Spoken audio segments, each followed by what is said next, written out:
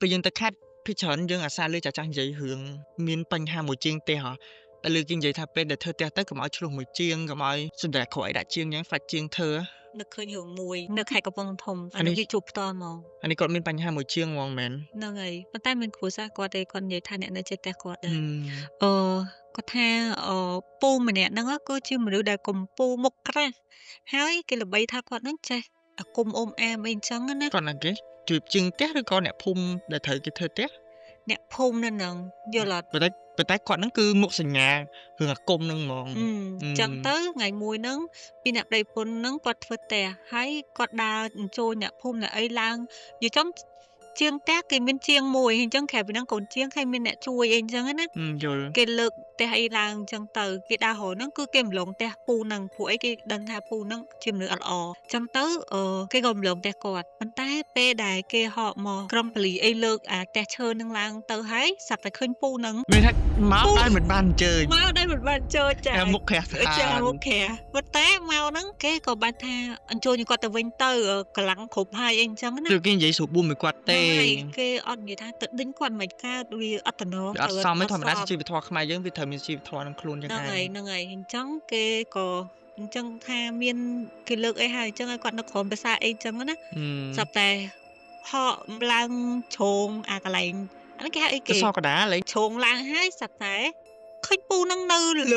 លើធ្នំនៅលើដែលគេនេះហើយហ្មងគាត់ឡើងទៅបានដល់របៀបម៉េចបើគេដេញគាត់នឹងគេឲ្យគាត់នៅក្រោមតែភ្លេចភ្នែកបន្តិចគឺគាត់ឡើងទៅដល់លើជាមួយជាងអីនឹងដែរអ្នកទាំងអស់គ្នាមកនឹងមកដោយមិនបានជួយអត់ដឹងថាគាត់មានគោលបំណងអីទៀតបើឡើងទៅលើឲ្យដេកចុះមកវិញមិនកើតអ្នកទាំងអស់គ្នារៀងខ្ពស់ដែរតែឈើគេលើកឡើង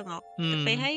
ក៏បដ ாய் ទៅនឹងហ្មងទៅពេលហ្នឹងស្រាប់តែចាប់ដើមម៉ោង2 10ថ្ងៃត្រង់ចិត្តបាយណាស្រាប់តែពូនឹងអត់ដឹងថាគាត់ចេតនាក៏អីទេគាត់ដំតែគោលត្រូវដៃខ្លួនឯងហើយស្រោចទៅលើអសកដាលហ្នឹងហ្មងមានថាគាត់ព្យាយាមដំឲ្យគាត់ចេញឈាមដៃគាត់ចេញឈាមហើយគាត់យកអាឈាមគាត់ស្រោចនៅលើអសកដាលហ្នឹងអត់ដឹងថាជាគោលបំណងគាត់ឬក៏គាត់អចេតនាទេប៉ុន្តែបកមកវិញគឺម្ចាស់ផ្ទះហ្នឹងធ្លាប់ឆ្លោះគ្នារឿងដីរឿងធ្លីអីជាមួយពូហ្នឹងណែឆ្លោះមួយគេអត់អញ្ជើញឲ្យមកប៉ុន្តែគាត់ថាឆ្លោះចង់មាត់ចង់កនិយាយចង់មាត់ចង់កអីអញ្ចឹងណាយល់ទៅឆ្លោះយូរហើយអាកនុំហ្នឹងក៏សាបទៅគេក៏រាប់អានគ្នាវិញប៉ុន្តែបែបចង់មាត់ចង្កអញ្ចឹងទៅចាទៅពេលអញ្ចឹងទៅស្រាប់តែ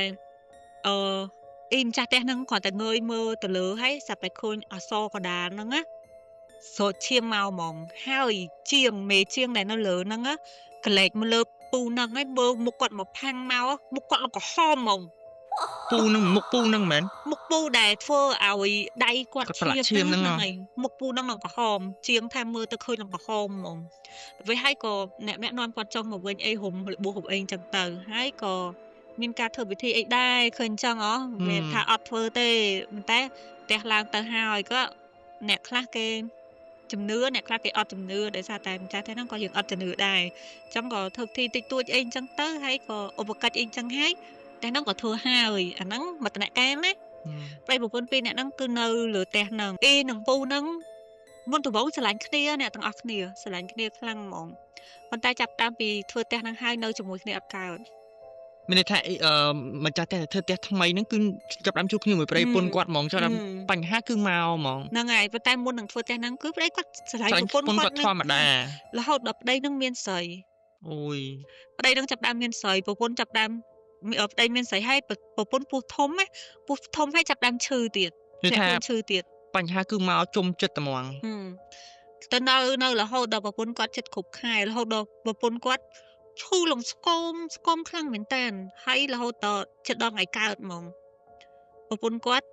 ចង់និយាយថាក៏ប្តីគាត់លេងលះប្រពន្ធគាត់នៅពេលដែលប្រពន្ធគាត់កំពុងឈឺហើយកំពុងពោះទៀតអ្នកទាំងអស់គ្នាយល់អារម្មណ៍ហ្នឹងអត់ចាគាត់មានស្រីអញ្ចឹងគាត់ត្រូវលែងលះប្រពន្ធគាត់អូអារម្មណ៍ជាមនុស្សស្រីហើយសាកសម័យមើលហើយពេលគាត់កំពុងពោះធំទៀតណាគាត់ទៅអញ្ចឹងហើយក៏គាត់អត់បានចាប់អារម្មណ៍រឿងផ្ទះអីហ្នឹងដែរប៉ុន្តែគាត់គ្រាន់ថាគាត់មានតាំងពីនៅផ្ទះហ្នឹងគាត់មានអារម្មណ៍ថាក្តៅក្រហាយមួម៉ៅអញ្ចឹងណាតំប្តីតំប្រពន្ធហ្នឹងហ្មងរហូតដល់ម៉ែបកើតគាត់ហ្នឹងទៅពេលថាលែងលះគ្នាហើយទៅម៉ែបកើតគាត់ហ្នឹងក៏ហៅគាត់ទៅនៅផ្ទះគាត់វិញពួកអីម៉ែបកើតគាត់ប្រហែលជាគាត់ដឹងអីអញ្ចឹងណាអ្នកទាំងអស់គ្នាក៏ហៅឲ្យទុកផ្ទះហ្នឹងប៉ុន្តែដោយសារផ្ទះហ្នឹងវាមានរបស់របរអីច្រើនអញ្ចឹងទៅក៏ហៅប្អូនរបស់គាត់មកនៅ បងអូនគាត់ហ្នឹងអត់ទាន់មានគ្រួសារទេអ្នកទាំងអស់គ្នាមកនៅផ្ទះហ្នឹងតពីគាត់មិន អឺ នៅតទេណាបានន័យថាចេះនៅដើម្បីមើលរបស់ទ្រព្យ ហើយចុះបងស្រីហ្នឹងទៅណា បងស្រីហ្នឹងសម្រាប់កូនទៅនៅផ្ទះម្ដាយគាត់ អូយល់ហើយមានថាអញ្ចេះបងស្រីគាត់ពោះធំគាត់អាចនៅម្នាក់ឯងមកទេសារមានប្តីហើយផ្ទះហ្នឹងគាត់អាចទុកចោលដែរយើងត្រូវឲ្យសាច់ញាតិខាងណាមកជួយមើលចឹងទៅឬមើលខុសត្រូវចឹង អូ ទៅ នប្រុសគាត់មកនៅជួយ អឺ មើល យល់ បន្តសាច់រឿងហ្នឹងទៀតអូនប្រុសគាត់ហ្នឹងគឺជាមនុស្សដែល extrovert ទេអ្នកទាំងអស់គ្នារស់រាយរាក់ទាក់ខ្លាំងមែនតើប្រហែលជានៅមួយខែនៅផ្ទះហ្នឹងគឺគាត់នៅតែឯងអ្នកទាំងអស់គ្នាគាត់នៅមើលគោមើលអំពែអីចឹងនៅតែឯងស្រាប់តែថ្ងៃមួយហ្នឹងមនុស្សដែលចូលចិត្តនៅតែឯងស្ងៀមស្ងាត់អត់មកទៅរកអ្នកភូមិអ្នកអីទាំងអស់គាត់នៅចេញចូលទៅក្នុងផ្ទះហ្នឹង introvert យកបរោយ Yes គឺបែបអញ្ចឹងតែពេលហើយគាត់ក៏របៀបថានៅ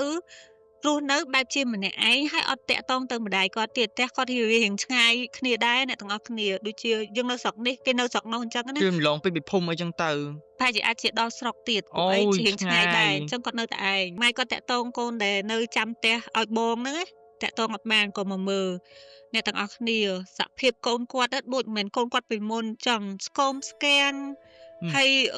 របៀបថាមុខរៀងដកអីអញ្ចឹងណាម៉ែគាត់ក៏សម្រេចចិត្តថានៅនឹងពីមួយថ្ងៃ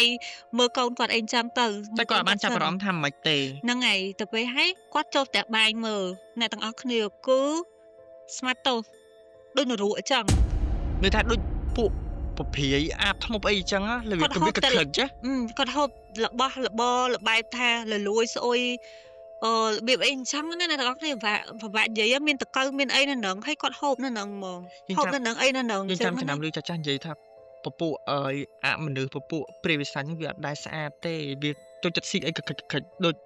លិមួកដូច យើងមិនប្រកាសថាជាអីទេ នឹងប៉ុន្តែចង់ថាអញ្ចឹងមនុស្សវាធ្លាប់តែល្អស្អាតប៉ុន្តែដល់ពេលផ្លាស់ប្ដូរអញ្ចឹងវាអាចមកពីកត្តាអីផ្សេងដែរ ហ្នឹងហើយ ឥឡូវយើងអ្នកចាំស្ដាប់ ទៅពេលម៉ែគាត់ឃើញអញ្ចឹងក៏ជួយសម្អាតជួយអីអញ្ចឹងតែគាត់រៀងចម្លែកចិត្តដែរកូនគាត់លោកមុនមិនអញ្ចឹងក៏មនុស្សស្អាតបែតអីអញ្ចឹងណាហើយមិនសុំថារបស់ដែលគាត់ហូបចុកហ្នឹងសុទ្ធមានតកៅមានអីគាត់ហូបថាបានធម្មតាអីអញ្ចឹងណាអ្នកទាំងអស់គ្នា ហូបរបៀបមិនឆ្ងល់ អត់ដឹងថាគាត់រស់នៅបែបណាទេម៉ែគាត់ក៏រៀងឆ្ងល់ដែរអញ្ចឹងទៅស្រាប់តែថ្ងៃមួយហ្នឹងរៀងយប់ដែរអ្នកទាំងអស់គ្នាម៉ែគាត់រៀបចំអីវ៉ាន់ទៅវិញណាម៉ែគាត់ក៏សួរនាំរបៀបថាសួរនាំកូនអញ្ចឹងណាដើម្បីឲ្យដឹងអីអញ្ចឹងទៅមកវិញគាត់សួរមិនក៏ខ្លួនឯងនៅនឹងមិនដែរនៅបានអត់បើអត់បានទៅនៅផ្ទះយើងវិញអីអញ្ចឹងណាទៅវិញគាត់និយាយថាគាត់និយាយមួយណាទាំងអស់គ្នាអត់ដូចមុនទេ ដូចមនុស្សគ្មានវិញ្ញាណទៅ បែបស្រៀងអញ្ចឹងហីគាត់ថាមានមិនយប់ឡើងតែស្កាត់ចេះតែចង់កអូយខ្ញុំលឺព្រឹកក្បែរលេងយប់ឡើងលេងនាំគ្នាទៅចងកអញ្ចឹងបណ្ដោយ ប្រាប់ម៉ែគាត់ថាអញ្ចឹងម៉ែគាត់ក៏លឺយ៉ាងហារៀងឆ្លៃចិត្តដែរមិនក៏កូននិយាយអញ្ចឹងគាត់ថាកូនឯងនិយាយអីអញ្ចឹងគាត់ថាគាត់រកចងក2 3 4 5ដងហីនោះនៅថ្នាំនោះ គាត់ច្អល់តាកន្លែង អូយលំព្រឹកក្បែរ កន្លែងពូនឹងដំឲ្យចេញឈាមហ្នឹងមែន ហ្នឹងហីគាត់ថានោះនៅថ្នាំនោះ តើគ្នា ចង់ទៅចងកនៅហ្នឹងអត់ដឹងថាកាច់មាត់គាត់ឲ្យនិយាយក៏មិនដែរម៉ែគាត់ក៏ទៅលឺអញ្ចឹងអត់ស្រួលទេកូនអញគាត់ក៏យកកូនគាត់ទៅវិញហើយយកទៅស្រោចទឹកអីអីចឹងពាក់ខ្សែពាក់អីចឹង ចឹងមិនថាគាត់អត់ចង់កទេអាចនឹងគាត់មានសតិមានថាពេលដែលគាត់រកចងតែអាចសតិគាត់រឹងឬក៏គេហៅថាមនុស្សចាស់គាត់និយាយថាមនុស្សអីគេរិស័យខ្ពស់ប៉ុន្តែបើយើងគិតថាបើម៉ែគាត់យកចេញទៅអាចមានផ្លាត់អាចថ្ងៃណាមួយគាត់ទៅហើយ គាត់ក៏បានយកឲ្យលោកស្រោចទឹកស្រោចអីអញ្ចឹងណាហើយផ្ទះហ្នឹងអត់មានអាគេនៅទៀតទេទុកចោលបដ ாய் ចឹងមិនថាឥឡូវហ្នឹងឮថារហូតដល់ឥឡូវហ្នឹងគឺនៅទុកចោលអត់មានអាគេធ្វើអីទេ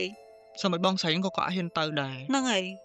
អត់ហ៊ានទៅវិញទេ ប៉ុន្តែគេអត់សើបឬក៏ពូហ្នឹងមិនតែពូអ្នកបកបញ្ហាហ្នឹងព្រោះយើងតាមស្ដាប់ទៅប្រហែលជាគាត់ហ្នឹងហើយ មានអាគេទៀតអ្នកទាំងអស់គ្នាមើលទៅគាត់មានចេតនាមកហើយហ្នឹងហើយឮថាមានអាគេរទិញដីហ្នឹងទិញផ្ទះហ្នឹងតទៀតតែទិញទៅអត់ដឹងថាអ្នកក្រោយហ្នឹងជួបអីណាពួកអីយើងអត់តាន់ដឹងទេពួកអីយើងដឹងតែទៅសាច់រឿងដែលគាត់និយាយមកគឺត្រឹមម៉ែគាត់ហ្នឹងយកបងម្នាក់ហ្នឹងចេញពីផ្ទះហ្នឹងតែពេលហើយដីហ្នឹងផ្ទះហ្នឹងទុកចោលហើយដោយសារតែកន្លែងហ្នឹងវារៀងនៅជាប់ផ្លូវដែរអញ្ចឹងមានអ្នកផ្សេងគេចង់រកទិញដែលគេអត់ដឹងពីប្រវត្តិកន្លែងដីហ្នឹងណាហើយណាមួយស្មៃឥឡូវគេអត់សូវជឿរឿងហ្នឹងទេអញ្ចឹងប្រហែលជាអាចទៅលក់អីបន្តទៀតទៅអាហ្នឹងយើងអត់ច្បាស់ដែរប៉ុន្តែរឿងហ្នឹងរឿងពិតមែនមិត្តភក្តិនិយាយប្រាប់តែចង់និយាយថាចេះរឿងហ្នឹងយើងអាសាលឺណាតាំងពីដើមមកមិនទៅតែលើហ្មងគឺឲ្យតែមានបញ្ហាមួយអ្នកចិត្តខាងមួយជាងមួយអីហ្នឹងគឺតានេះមិនមែនជាងទេផ្ដោតសំខាន់គឺលើអ្នកចិត្តខាងហ្មងហ្នឹងហើយហើយអ្នកចិត្តខាងនេះគាត់ប្រហែលជាគាត់ចេះរបៀបពួកផ្លូវងឹតផ្លូវអីចឹងអញ្ចឹងយើងពិបាកទុកចិត្តដែរប៉ុន្តែ បញ្ហាគឺនៅពេញខួរក្បាលគាត់ហ្មងគឺស្ដាប់ហើយគឺមានអារម្មណ៍ថាគាត់គឺមានចេតនាបំផ្លាញគេហ្មងគេមកអត់បានអញ្ជើញទេសុកគេលើកធ្នឹមផ្ទះធម្មតាធ្នឹមផ្ទះគេលើកគាត់សាច់កាយគាត់ត្រូវឡើងទៅដែរ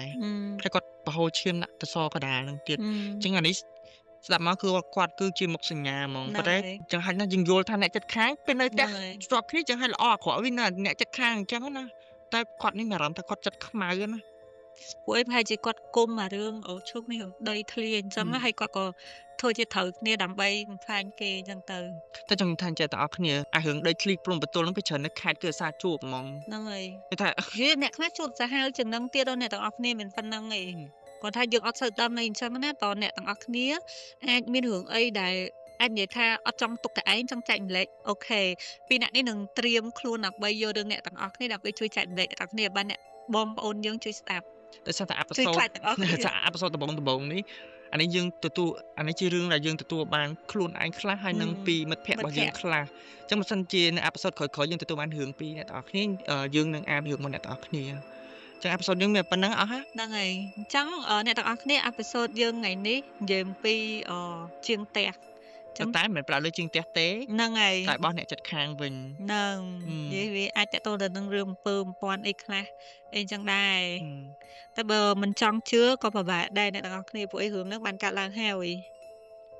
ចឹងពួកយើងមានប៉ុណ្ណឹងអរគុណអ្នកនរគ្នាដែលតាមដានវីដេអូនេះតាមពីដើមរហូតដល់ចប់ជួបគ្នានៅអេពីសូតក្រោយ